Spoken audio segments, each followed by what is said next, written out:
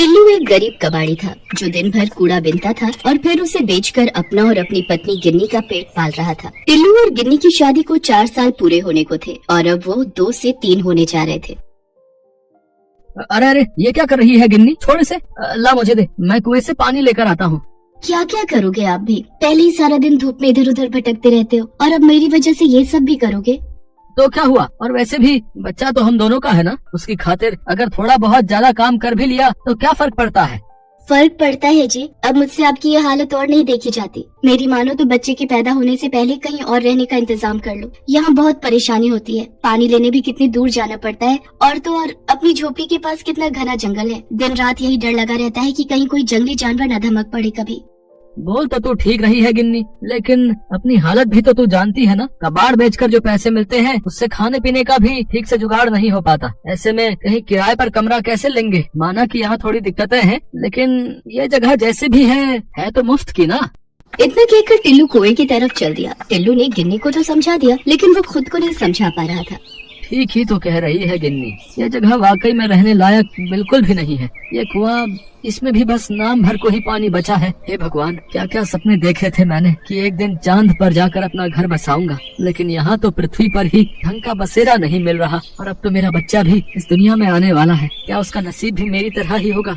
ये सब सोचकर टिल्लू की आंखों में आंसू आ गए और वो कुएं के पास ही अपना सिर पकड़कर बैठ गया। असल में टिल्लू की झोपड़ी जिस जगह पर थी वो शहर से काफी अलग था, जहाँ सुख सुविधा के नाम पर कुछ भी नहीं था। कुल मिलाकर टिल्लू और गिन्नी बड़ी मुश्किलों में जी रहे थे, लेकिन अब सवाल उनके आने वाले बच्चे का था, तो टिल्लू को कुछ तो करना ही था। नहीं, ऐसे तो काम नहीं चलेगा, लेकिन मैं करूँ भी तो क्या? हे भगवान, मुझे कोई रास्ता दिखाइए। टिल्लू हाथ जोड़कर भगवान से प्रार्थना कर ही रहा था कि तभी उसे किसी के दर्द से कराहने की आवाज सुनाई दी। टिल्लू उस आवाज की तरफ बढ़ा तो सामने एक बड़ा सा कूड़े का ढेर था, जिसे कुछ देर पहले ही शहर से आई हुई एक गाड़ी वहां डाल कर गई थी। आवाज तो इधर से ही आ रही थी, लेकिन यहाँ तो बस ढेर सारा कूड़ा। लगता है मेरा वहम होगा, मुझे चलना चाहिए। नहीं, रुक जाओ, मेरी मदद करो, मैं यहाँ हूँ। अब यहाँ पर इस कांच की बोतल में बंद हूँ मैं। इधर देखो, मेरी तरफ देखो। टिल्लू ने पलटकर देखा तो वाकई उसके सामने कूड़े के बीच एक कांच की बोतल पड़ी थी। टिल्लू ने उस बोतल को उठाकर देखा तो उसे अपनी आंखों पर यकीन नहीं हुआ। ये सब क्या है? मैं कोई सपना तो नहीं देख रहा? तुम तो एक परी जैसी लग रही हो। हाँ, मैं एक परी ही हूँ और तुम कोई सपना नहीं देख रहे। ये सब सच है। मुझे एक दुष्ट जादूगर ने इस कांच की बोतल में कैद कर दिया है। इस बोतल के अंदर मेरी शक्तियाँ काम नहीं करती। तुम भले इंसान लगते हो, मेरी मदद कर दो, मुझे इस बोतल की कैद से आजाद कर दो। लेकिन मैं तुम्हें इस बोतल से बाहर कैसे निकालूं? क्या मैं इसे तोड़ दूं? नहीं नहीं, ऐसा मत करना। अगर इस बोतल को तोड़ दिया तो मैं जिंदा नहीं बचूंगी। मुझे इस बोतल से आजाद करने के लिए तुम्हें पहले उस जादूगर के जादू को तोड़ना होगा। लेकिन मैं ये कैसे करूँगा? बहुत आसान है, बस तुम्हें इस बोतल को अपने हाथों में लेकर जोर से रगड़ना होगा और फिर इसका ढक्कन खोल देना। ऐसा करते ही मैं खुद ब खुद इस बोतल से बाहर आ जाऊंगी। क्या बस इतना ही? तो लो, ये तो मैं अभी कर देता हूँ। टिल्लू ने ठीक वैसा ही किया जैसा उस परी ने कहा। उसने पहले कांच की बोतल को अपने हाथों से रगड़ा और फिर उसका ढक्कन खोल दिया और इसके साथ ही वो परी उस बोतल से बाहर आ गई। तुम्हारा बहुत बहुत शुक्रिया। तुम नहीं जानते तुमने मुझ पर कितना बड़ा एहसान किया है। नहीं नहीं, ये तो बहुत आसान था। ये काम तो कोई भी कर सकता था।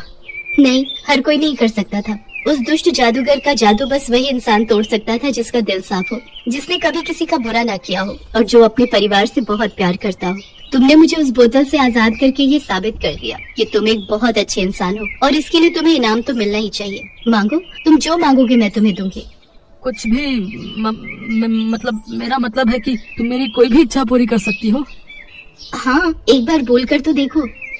तो फिर ठीक है, मैं चाहता हूँ कि मैं अपनी पत्नी और बच्चे के साथ एक आलीशान घर में रहूँ, जहाँ हमें किसी भी चीज की कमी ना हो। हर काम मेरे सोचते ही हो जाए, जो भी चाहूँ वो झट से मेरे सामने आ जाए। और हाँ, एक बात और, मेरा ये आलीशान घर यहाँ पृथ्वी पर नहीं बल्कि वहाँ दूर उस चांद पर होना चाहिए। टिल्लू बिना सांस लिए बस बोलता गया और परी उसे सुनती रही। क्या कहा? चांद पर? क्या तुम सच में चांद पर रहना चाहते हो? एक बार फिर सोच लो। इसमें सोचना क्या है? पर तुमने मेरी बात पूरी तो सुनी ना। मैं चाहता हूँ कि चांद पर जाकर मुझे कोई काम ना करना पड़े, ना पैसे कमाने का झंझट हो और ना ही मेरी पत्नी गिन्नी को घर का कोई काम करना पड़े, और मेरा बच्चा वो भी वहाँ चांद पर पूरे ठाठ से रहे। ठीक है, अगर तुम यही चाहते हो तो यही सही। इतना कहकर परी ने अपनी जादुई छड़ी हवा में घुमाई और इसके साथ ही टिल्लू और उसकी पत्नी सीधे चांद पर पहुंच गए। ये क्या हुआ? हे भगवान, ये मैं कहाँ गई? शुक्र है कि आप भी यहीं पर हो। पर आप तो पानी लेने गए थे ना, कहाँ है पानी का घड़ा? अरे कहाँ छोड़ा है उसे? अरे छोड़ उस मिट्टी के घड़े को गिन्नी, जरा अपने आसपास देख, तुझे ये जगह कुछ अलग नहीं लग रही? हाँ लग तो रही है। अरे इतनी जल्दी रात कैसे हो गई? और ये जमीन ये इतनी क्यों चमक रही है? सुनो जी, मुझे तो बड़ा डर लग रहा है। आपको पता है, मैं तो भगवान का ध्यान कर रही थी। जब आँख खुली तो यहाँ पर आपके साथ खड़ी थी। आप बताओ ना, ये कौन सी जगह है? हम यहाँ पर आए कैसे? और ये सामने जो इतना बड़ा महल है, ये किसका है? टिल्लू गिन्नी को पूरी बात बताता है और फिर दोनों उस आलीशान महल के अंदर जाते हैं जो उनके ठीक सामने था। पूरे महल में उनके सिवाय और कोई भी वहाँ पर नहीं था, लेकिन टिल्लू और गिन्नी की जरूरत की हर चीज वहाँ पर थी। गिन्नी, अब सारी जिंदगी मौज में काटेंगे। अपना बच्चा भी एक राजकुमार की तरह पैदा होगा और यहीं पर बड़ा होगा। अब हमें ना तो कोई काम करने की जरूरत है और ना ही कोई चिंता करने की। हाँ, लेकिन यहाँ तो बस हम ही हैं और कोई भी नहीं। हम ऐसे कैसे जिएंगे जी? ओफो, तुम औरतों को समझना भी ना बड़ा मुश्किल है। अब बताओ, मेम साहब को चांद पर रहकर भी चैन नहीं है। बात वो नहीं है जी, जरा अपने बच्चे के बारे में भी तो सोचिए। क्या वो सारी जिंदगी सिर्फ हमें देखकर ही बड़ा होगा? यहाँ चांद पर हमारे अलावा कभी कोई रहने नहीं आएगा, तो आखिर हम कब तक इस ऐशो आराम के साथ खुश रह पाएंगे यहाँ? मुझे आराम चाहिए था, लेकिन इतना नहीं कि जीवन का रस ही खत्म हो जाए। लेकिन वहाँ पृथ्वी पर कितनी मुश्किलें हैं, तुझे याद है ना? मुझे सब याद है जी, और मैं ये भी जानती हूँ कि आज नहीं तो कल आप अपनी मेहनत से उन सारी मुसीबतों का हल ढूंढ ही लोगे और हमारा बच्चा भी हमेशा खुश रहेगा वहाँ अपनी दुनिया में। लेकिन गिन्नी, अब हम चाहकर भी इस चांद को और यहाँ बने अपने इस घर को छोड़कर वापस नहीं जा सकते। उस परी से मैं बस एक ही इच्छा मांग सकता था जो मैं मांग चुका हूँ, और अब वो परी कहाँ है मैं तो ये भी नहीं जानता। इतना कहकर टिल्लू उदास हो जाता है, लेकिन तभी वहाँ एक तेज रोशनी होती है जिसके बीचों बीच वही परी खड़ी थी, जिसके जादू से टिल्लू और गिन्नी चांद पर पहुँचे थे।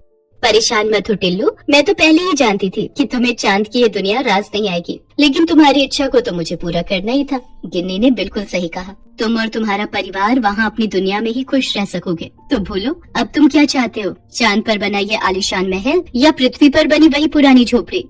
टिल्लू और गिन्नी ने एक दूसरे की तरफ देखा और फिर फौरन पृथ्वी की तरफ इशारा कर दिया। उनके ऐसा करते ही परी ने अपनी जादुई छड़ी घुमाई और उसके साथ ही टिल्लू और गिन्नी वापस पृथ्वी पर पहुंच गए। लेकिन इस बार काफी कुछ अलग था। टिल्लू की टूटी फूटी झोपड़ी की जगह पर एक छोटा लेकिन पक्का मकान था। पास में ही एक खेत था जिस पर हरी भरी फसल लहरा रही थी। साथ ही साफ पानी से भरा हुआ एक कुआं भी था जो टिल्लू के घर के बिल्कुल नजदीक था। टिल्लू के लिए ये सब उस परी ने ही किया था और ये बात टिल्लू और गिन्नी भी समझ चुके थे। दोनों ये सब पाकर बहुत खुश थे, क्योंकि आखिरकार उन्हें अपना सपनों का घर जो मिल गया था। इंद्रपुरा नाम के एक राज्य में भानु नाम का एक लड़का रहता है। वो 20 साल का है। उसका इस दुनिया में कोई नहीं है। वो लोगों के घर के बाहर से कूड़ा उठाता है और इसके लिए लोग उसे कुछ पैसे दे देते हैं। उसी से उसका गुजारा चलता है। वो दुर्गा माँ का भक्त है। वो हर रोज दुर्गा माँ के मंदिर में जाता है और ऐसे ही पुजारी जी से उसकी खास दोस्ती हो गई है। आओ भानु, मैं तुम्हारा ही इंतजार कर रहा था। ये लीजिए पुजारी जी, मैं दुर्गा माँ की पूजा के लिए फल लाया हूँ। भानु हर रोज फल लेकर जाता है और उसके बाद ही मंदिर में दुर्गा माँ की पूजा होती है। इंद्रपुरा राज्य के राजा का नाम इंद्र प्रताप है और उनकी इकलौती बेटी का नाम है इंदुमती। इंदुमती बहुत ही सुंदर है, इसीलिए राजा इंद्र प्रताप ने उसे महल से बाहर निकलने के लिए मना कर दिया है। इंदुमती अपने कमरे में बैठकर बाहर की तरफ देखती है और सोचती है कि ये दुनिया कितनी सुंदर है। पिताजी तो मुझे बाहर निकलने ही नहीं देते, काश मैं बाहर जा पाती। एक दिन राजकुमारी इंदुमती ने एक कागज पर कुछ लिखा और बाहर फेंक दिया। वो कागज उड़कर कचरे के ढेर में जाकर गिरा और भानु ने उसे देख लिया। वो उस कागज को उठाकर पढ़ने लगा। मैं राजकुमारी इंदुमती, इस महल में मेरा कोई दोस्त नहीं है। अगर कोई मेरा दोस्त बनना चाहता है तो रात को मेरे घर के बाहर आकर मुझसे मिले। मैं उसे एक सोने का हार दूंगी।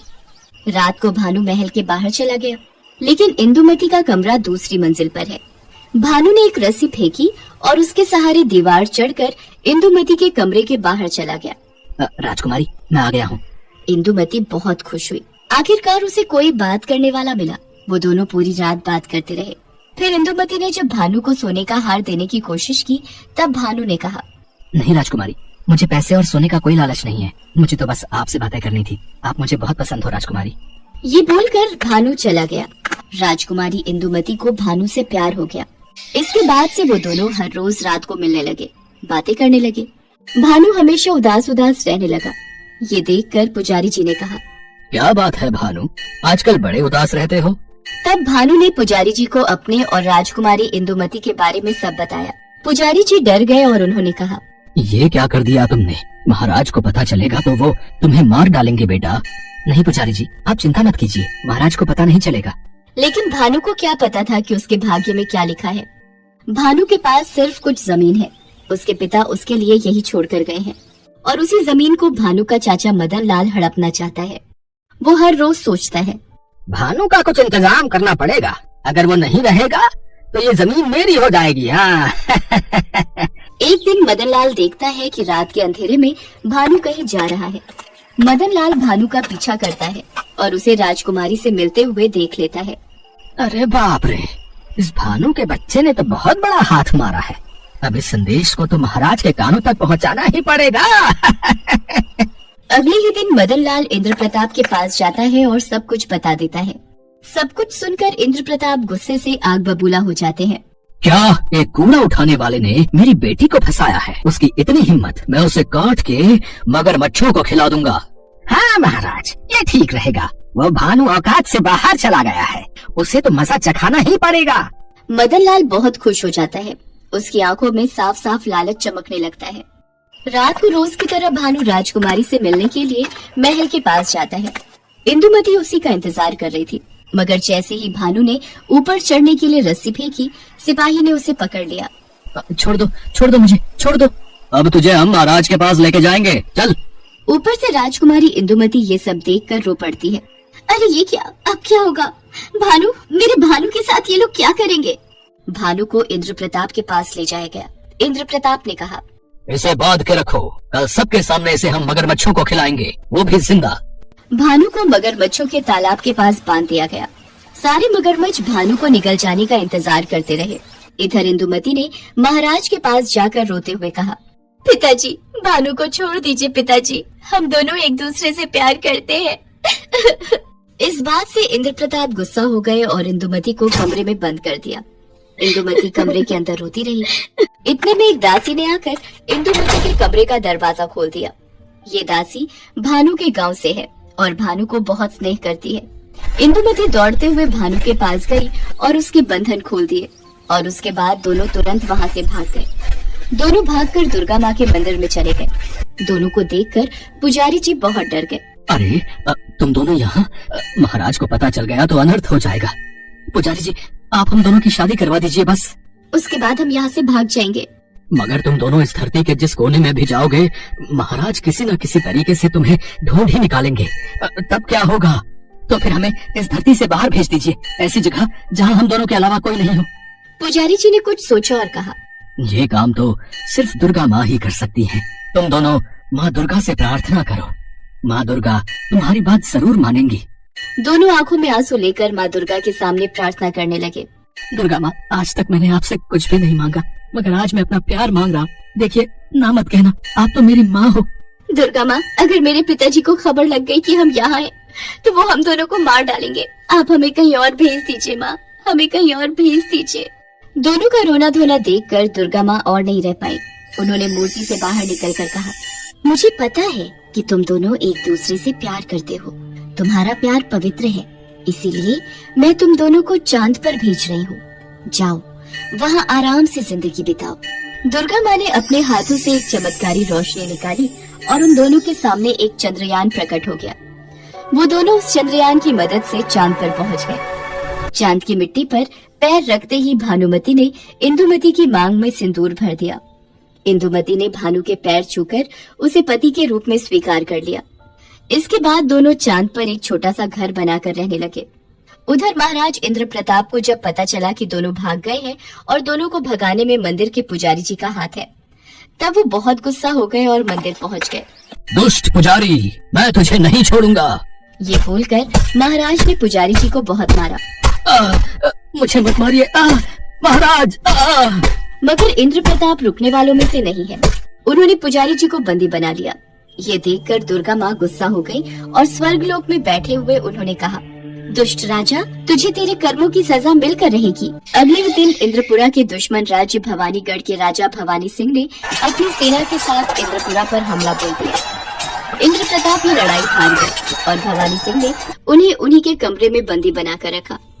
इसके बाद बरसों बीत गए, मगर इंद्र प्रताप वो हार सह नहीं पाए। उनकी तबीयत बिगड़ने लगी। वो अपने मन में कहते हैं, आज मेरा कोई बारिश नहीं है, नहीं तो ऐसी हालत नहीं होती मेरी। तभी वहाँ पर पुजारी जी प्रकट हुए। इंद्र प्रताप चौंक गए। चिंता मत कीजिए महाराज, मेरे ऊपर दुर्गा माँ का आशीर्वाद है। मैं कभी भी कहीं भी जा सकता हूँ। मैं बस ये कहने आया हूँ कि आपका वारिस है, आपका दामाद, वो चांद पर है। सिर्फ वही इस अत्याचारी राजा के हाथ से इस राज्य को मुक्त कर सकता है। ये सुनकर इंद्र प्रताप रोने लगे। पुजारी जी, मैंने उन लोगों के साथ बहुत बुरा किया। मैं उन दोनों को वापस लेकर आना चाहता हूँ। तभी पुजारी जी ने दुर्गा माँ का नाम लिया और तभी एक चंद्रयान प्रकट हो गया और वो दोनों उसमें चढ़ गए। उधर चांद पर भानु और इंदुमती बहुत खुश हैं। उन दोनों को एक बेटा भी हुआ है। इंदुमती और भानु अपने बेटे के साथ खेल रहे हैं। इतने में वो दोनों उस चंद्रयान की मदद से चांद पर पहुंच गए और उसमें से पुजारी जी और इंद्र प्रताप बाहर आते हैं। अपने पिता को देखकर इंदुमती डर जाती है। डरो मत बेटी, मुझे अपनी गलतियों का एहसास हो गया है। बेटा भानु, तुम मुझे माफ कर दो। तुम ही मेरे दामाद हो और इंद्र प्रताप राज्य के वारिस। इसके बाद इंद्र प्रताप ने सब कुछ खुलकर बताया और चंद्रयान में बैठकर पांचों धरती पर पहुंच गए। धरती पर पहुंचते ही भानु ने एक परिकल्पना बनाई और रात को अत्याचारी राजा भवानी सिंह को उसके कमरे में घुसकर मार डाला। इसी तरह भानु ने इंद्रपुरा राज्य को अत्याचारी राजा के कैद से मुक्त कर दिया। महाराज इंद्र प्रताप ने भानु को नया राजा बना दिया और राज्य का नाम इंद्रपुरा से बदलकर भानुनगर रखा गया। भानु ने सबसे पहले अपने चाचा को बंदी बनाया और फिर दुर्गा माँ का एक बड़ा सा मंदिर बनाया। वहाँ पुजारी जी पूजा पाठ करने लगे। राज्य के लोग भानु से बहुत प्यार करने लगे और इसी तरह सभी खुशी से रहने लगे।